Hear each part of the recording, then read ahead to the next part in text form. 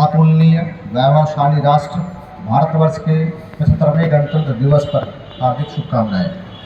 आज का दिवस भारतवर्ष के इतिहास में स्वर्णाक्षरों में अंकित है।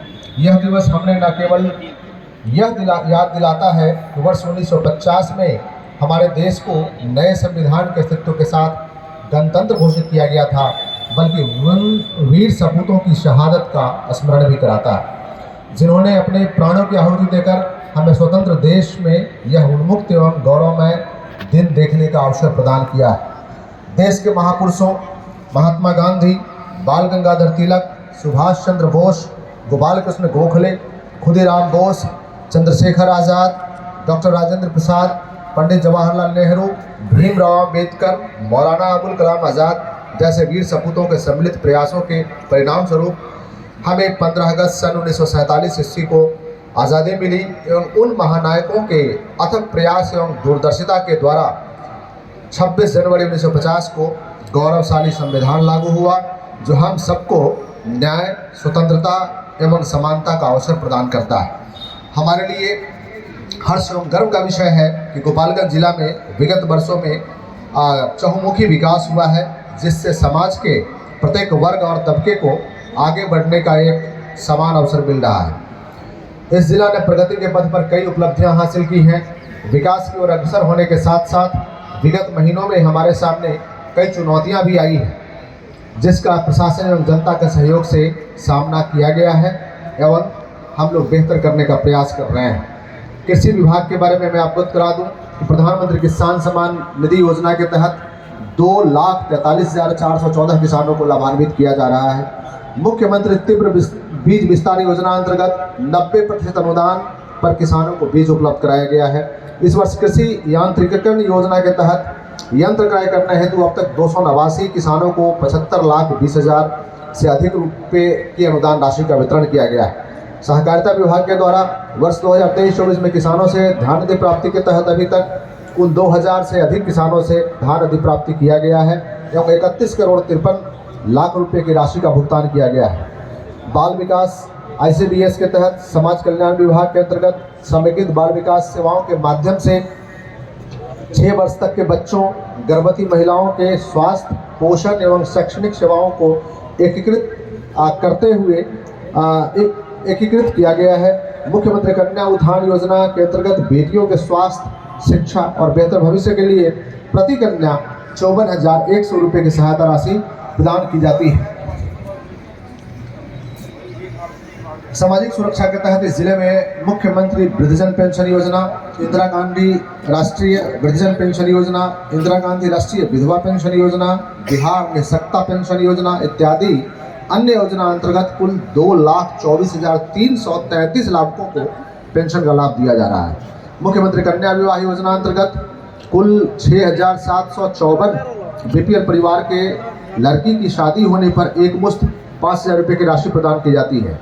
स्वास्थ्य विभाग के द्वारा ऑक्सीजन प्लांट सदर अस्पताल के सहित हथुआ अनुमंडल अस्पताल एवं झज्जवा में भी स्थापित किया गया है। साथ ही आप सभी जान रहे हैं मुफ्त OPD, मुफ्त IPD, मुफ्त एम्बुलेंस और अन्य सारी सुविधाएं, मुफ्त एक्सरे और CT स्कैन मिनिमम कॉस्ट पे, मुफ्त दवा, ये सारी सुविधाएं दी जा रही है। CT स्कैन की सुविधा हमारे सदर अस्पताल में उपलब्ध है, जो मिनिमल कॉस्ट पे है। शिक्षा विभाग के द्वारा मुख्यमंत्री बालिका साइकिल योजना अंतर्गत वर्ष 2022-23 में सरकारी अथवा सरकारी सहायता प्राप्त विद्यालयों के कक्षा में 9वीं में पढ़ने वाले कुल 15,270 छात्राओं को निःशुल्क साइकिल उपलब्ध कराने हेतु 3,000 रुपये की दर से राशि उपलब्ध कराई गई है। मुख्यमंत्री बालक साइकिल योजना अंतर्गत 2022-23 में सरकारी अथवा सरकारी सहायता प्राप्त विद्यालयों के कक्षा 9वीं में पढ़ने वाले कुल 15,262 छात्रों को 3,000 रुपये की दर से उनके खाते में राशि उपलब्ध कराई गई है। मुख्यमंत्री किशोरी स्वास्थ्य योजना अंतर्गत सरकारी विद्यालयों में कक्षा 7वीं से 12वीं अध्ययनरत कुल 61,575 छात्राओं को महामारी में सैनिटरी नैपकिन मद में प्रतिवर्ष 300 रुपये की दर से राशि उपलब्ध कराई गई है। मुख्यमंत्री बालिका प्रोत्साहन योजना तहत बिहार सरकार के द्वारा शिक्षा को बढ़ावा देने के लिए कक्षा 10वीं की परीक्षा में प्रथम श्रेणी से उत्तीर्ण बालिकाओं को 10,000, द्वितीय श्रेणी से उत्तीर्ण SC/ST के छात्राओं को 8,000 रुपये की प्रोत्साहन राशि दी जाती है और इसमें राशि अंतरित कर दी गई है। मुख्यमंत्री बालिका प्रोत्साहन योजना उच्चतर माध्यमिक स्तर अंतर्गत वित्तीय वर्ष 2023-24 में सभी इंटर पास अविवाहित छात्राओं को 25,000 रुपये की दर से कुल 12,061 छात्राओं को DBT की राशि उपलब्ध कराई गई है। कुल 30,15,25,000 राशि। बिहार शताब्दी मुख्यमंत्री बालिका योजना अंतर्गत अब 2022-23 में पहली एवं दूसरी कक्षा में पढ़ने वाले बालिकाओं को प्रतिवर्ष 600, तीसरी से 5वीं कक्षा में पढ़ने वाले बालिकाओं को प्रतिवर्ष 700 रुपये, छठी से 8वीं कक्षा में पढ़ने वाली बालिकाओं को प्रतिवर्ष 1,000 की दर से कुल 1,13,499 छात्राओं को कुल 8,97,51,000 की राशि अंतरित की गई है एवं 9वीं से 12वीं कक्षा में पढ़ने वाली छात्राओं को प्रतिवर्ष 15,000 रुपये की दर से कुल 38,489 छात्राओं को 5,77,33,500 रुपये की राशि उनके खाते में अंतरित की गई है। कल्याण विभाग के द्वारा और आप शिक्षा विभाग में देख रहे हैं कि भारी संख्या में शिक्षकों का पदस्थापन हुआ है और हमारी शिक्षा व्यवस्था में काफ़ी सुधार हुआ है। कल्याण विभाग के द्वारा अनुसूचित जाति जनजाति अत्याचार अधिनियम के तहत वित्तीय वर्ष 22-23 एवं 23-24 में अब तक कुल 583 पीड़ितों के बीच मुआवजा की राशि 2,92,12,000 रुपये वितरित की गई है। गोपालगंज जिला में 3 अनुसूचित जाति कल्याण छात्रावास तथा 1 जननायक कर्पूरी ठाकुर कल्याण छात्रावास संचालित है। प्रत्येक छात्रावास में रहने वाले बच्चों को 1,000 रुपये प्रति माह अनुदान की राशि एवं अन्य सुविधाएं जैसे निःशुल्क पठन पाठन, आवासन, भोजन एवं स्वास्थ्य सुविधाएं मुहैया कराई जाती है। इसमें क्लास अंबेडकर आवासीय उच्च विद्यालय हथुआ में कक्षा 1 से लेकर 10वीं तक के बच्चों को रहने की सुविधा है और वहां पठन पाठन की व्यवस्था है। इस जिले में 107 महादलित टोलों में सामुदायिक भवन सह वर्कशॉप का निर्माण कराया गया है और मेरे द्वारा 85 का प्रस्ताव भेजा गया है जो डिपार्टमेंट से सैंक्शन होकर के बहुत जल्द बनेगा।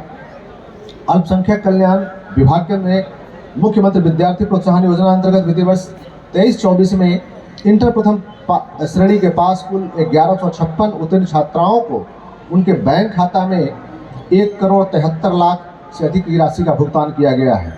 गोपालगंज जिले में कुल 187 कब्रिस्तान चिन्हित थे जिनकी घेराबंदी हो चुकी है। मद्य निषेध अधिनियम के तहत गोपालगंज जिला में अवैध शराब के बिक्री, पारगमन, आयात निर्यात, उपभोग, कब्जा के विरुद्ध अब तक कुल 1,56,301 छापामारी की गई है और 18,517 केस दर्ज किए गए हैं जिसमें 51,070 व्यक्तियों की गिरफ्तार कर जेल भेजा गया है। हम लोग ड्रोन से, नाव से एवं विभिन्न रास्तों पे अपने प्राधिकारियों एवं कर्मियों को रखते हुए पुलिस बल की मदद से इस अभियान को सफल बनाने का प्रयास कर रहे हैं।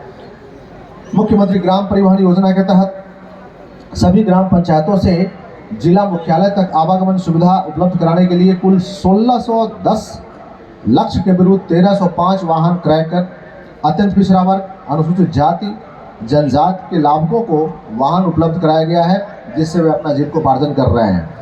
बस स्टॉप की सुविधा मुहैया कराने हेतु कुल 45 बस स्टैंड का निर्माण कराया जाना है जिसमें से 35 का निर्माण करा चुके हैं, शेष निर्माणाधीन है। मुख्यमंत्री ग्राम परिवहन योजना अंतर्गत प्रत्येक प्रखंड के 2-2 एम्बुलेंस क्रय करने हेतु कुल निर्धारित लक्ष्य में से 26 एम्बुलेंस क्रय कर लाभुकों को उपलब्ध कराया गया है जिससे कि आम जन सुविधा ले सकते हैं और एक जीवन दायक ऐप भी हम लोगों ने जिला प्रशासन के द्वारा लॉन्च कराया है जिससे कि कोई भी आदमी एम्बुलेंस की सुविधा हेतु वो वहाँ पे प्रेस कर सकते हैं, बता सकते हैं, उसमें जो फ्री गवर्नमेंट का एम्बुलेंस है उसका भी लाभ ले सकते हैं और मुख्यमंत्री ग्राम परिवहन योजना के तहत जो एम्बुलेंस है उससे भी लाभ ले सकते हैं और प्राइवेट वेंडर से भी वो लाभ ले सकते हैं। आपदा प्रबंधन में मृत्यु अनुग्रह अनुदान कोविड-19 के तहत कुल 15 मृतकों के निकटतम परिजन को 63 लाख रुपये, मृत्यु अनुग्रह अनुदान प्राकृतिक आपदा के तहत कुल 2,32,00,000 रुपये एवं मृत्यु अनुदान अग्नि के तहत कुल 8 लाख रुपये का भुगतान किया गया है। जिला ग्रामीण विकास अभिकरण के द्वारा प्रधानमंत्री आवास योजना ग्रामीण में 2016-17 से 2021-22 तक कुल 23,814 आवास पूर्ण हो चुका है। इसके साथ ही मुख्यमंत्री आवास योजना के तहत भी हम लोगों के यहाँ 1500 से अधिक लक्ष्य दिए गए हैं, जिसमें हम लोग काम कर रहे हैं। मनरेगा योजना अंतर्गत वित्तीय वर्ष 2023-24 में अब तक 27,23,000 मानव दिवस सृजित किए गए हैं, जिससे लोगों को रोजगार मिला है एवं जीविकोपार्जन का साधन मिला है। कुल 73 करोड़ 81 लाख रुपए का इसमें व्यय किया जा चुका है। साथ ही सभी प्रखंडों में मनरेगा से 61 विद्यालयों की चहारदीवारी, 7 खेल मैदान, 8 मनरेगा पार्क, 31 आंगनबाड़ी केंद्रों का निर्माण किया गया है। इसके अतिरिक्त 214 पशु शेड का निर्माण किया गया है। और विद्यालयों की चहारदीवारी के लिए हम लोग विभिन्न योजनाओं से, जिला परिषद, पंचायत समिति एवं अन्य योजनाओं से प्रयासरत हैं और विद्यालयों का चयन भी कर लिया गया है, ताकि विद्यालय में बच्चे सुरक्षित महसूस हो सकें और बेहतर अध्ययन कर सकें। जल जीवन हरियाली योजना के तहत कुल 283 सार्वजनिक कुओं, 735 तालाबों को अतिक्रमण मुक्त कराते हुए कुल 1688 सार्वजनिक जल संरचनाओं का जीर्णोद्धार किया गया है। 381 सरकारी भवनों पर छत वर्षा जल संचयन का कार्य कराने के साथ साथ 9,85,000 वृक्षारोपण कराया गया है। आप सभी से मैं आग्रह करूंगा कि जल हमारे जीवन के लिए अति महत्वपूर्ण है, इसलिए जल संचयन हम लोग दृढ़ निश्चय लें कि हम अपने अपने घरों में जल संचयन करें और जो वर्षा का पानी है खास करके अपने भूगर्भ में यानी कि धरती में विभिन्न फिल्ट्रेशन के माध्यम से डालें, ताकि जल का स्तर है हमेशा मेंटेन रहे। पंचायती राज विभाग के द्वारा मुख्यमंत्री ग्रामीण पेयजल निश्चय योजना अंतर्गत कुल 2881 वार्ड में घर का विभिन्न सभी घरों में नल का जल उपलब्ध कराया गया है। मुख्यमंत्री ग्रामीण गली नली पक्कीकरण निश्चय योजना अंतर्गत कुल 3146 वार्डों में कार्य पूर्ण किया जा चुका है और जो शेष वार्ड है उसमें PHD से कवरेज है, यानी सभी वार्डों में घर का नल का जल उपलब्ध हो रहा है। जिले में वर्तमान चरण में कुल 40 पंचायत सरकार भवनों का लक्ष्य है, जिसमें 8 पंचायत सरकार भवन निर्माण पूर्ण हो चुका है और शेष पंचायत सरकार भवन का निर्माण कार्य प्रगति पे है। और शेष जितने भी पंचायत सरकार भवन का निर्माण कार्य बाकी है, हम लोगों ने भूमि को चिन्हित कर प्रस्ताव भेज दिया गया है। बहुत जल्द सैंक्शन आने पर निर्माण कराया जाएगा। आपूर्ति राष्ट्रीय खाद्य सुरक्षा अधिनियम अंतर्गत कुल स्वीकृत श्रेणी के 3,86,332 परिवारों को प्रति माह निर्धारित मात्रा में अनाज का वितरण किया जाता है। गोपालगंज जिला अंतर्गत ऑनलाइन माध्यम से दाखिल खारिज आवेदनों में कुल 2,52,879 आवेदनों में से कुल 2,38,055 आवेदनों का निष्पादन किया जा चुका है। शेष जो समय अवधि के अंतर्गत हैं, कुछ इशूज हैं, ऑब्जेक्शन में हैं, वो लंबित है, जिसे बहुत जल्द पूर्ण करा लिया जाएगा। अभियान बसेरा अंतर्गत अभी तक कुल सर्वेक्षित परिवारों की संख्या 1286 है, जिन्हें चिन्हित कर लिया गया है। विद्युत विभाग में गोपालगंज जिला अंतर्गत नगर निकाय में कुल 23,900 मीटर लगाया गया है। साथ ही सदर अस्पताल गोपालगंज में बेहतर बिजली आपूर्ति हेतु कुल 11 किलोवाट का डेडिकेटेड फीडर भी बनाया गया है, ताकि अस्पताल के विभिन्न उपकरण बेहतर तरीके से काम कर सके, उनको निर्बाध बिजली की आपूर्ति मिल सके। जीवन मृत्यु में जो लक्ष्य रजिस्ट्रेशन है, इसमें कुल 33 निबंधन इकाई कार्यरत हैं, ताकि आम जनों को कोई असुविधा नहीं हो। ई श्रम कार्ड असंगठित क्षेत्रों में कार्य करने वाले जिला के लगभग 8,03,000 श्रमिकों का ई श्रम कार्ड बनाया गया है।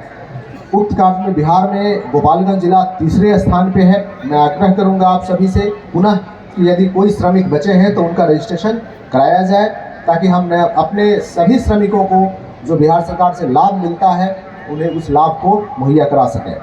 जिला प्रशासन की तरफ से विकासात्मक कार्यों में तेजी लाने के साथ साथ सामाजिक सद्भाव एवं विधि व्यवस्था संधारण की ओर पूरी तत्परता के साथ कार्य किया जा रहा है। इसमें जन भागीदारी भी प्राप्त हो रही है। विकास में के क्षेत्र में गोपालगंज जिला ने अहम अपना योगदान रखा है और काफ़ी बेहतर विकास हुआ है।